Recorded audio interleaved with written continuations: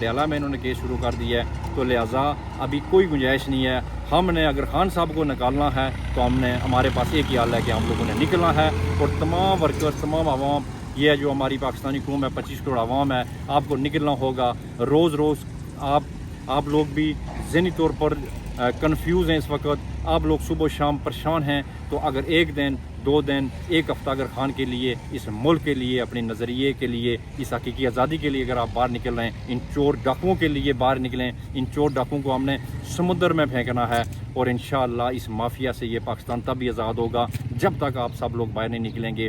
आपने पार्टी को नहीं देखना है, आपने किसी फ़र्द को नहीं देखना है, आपने निकलना है। उसकी वजह महंगाई आप देख लें, और उसके बाद जुल्म सितम देख लें, थाने कचहरियों के हालात देख लें, कोई चीज़ उठा के देख लें। दुनिया में हमारी क्या इज़्ज़त है, दुनिया पूरी हम पर जग हसाई कर रही है। उसकी वजह कि मुसलमान एक बड़ी पावरफुल कौम है, और हम कलमा हक पढ़ने वाले लोग हैं। अगर हम अपनी हक के लिए नहीं खड़े होंगे तो हमें कोई दूसरा मुल्क, आप दूसरे मुल्क की तरफ देखेंगे कि वो हमें आकर कोई बचाएगा, कोई नहीं बचाएगा। इसलिए कि मुसलमान का तो यहूदी काफर, ये तो रोज़े मैशर से लेके, रोज़े अव्वल से लेके मैशर तक ये दुश्मनी रहेगा। इसलिए मेरे दोस्तों, मेरे पाकिस्तानियों, आप तैयार हो जाओ। फाइनल कॉल खान साहब ने खुद देनी है, और इंशाअल्लाह हमारी पार्टी भी उसमें बिल्कुल सरफ़हरिस्त होगी।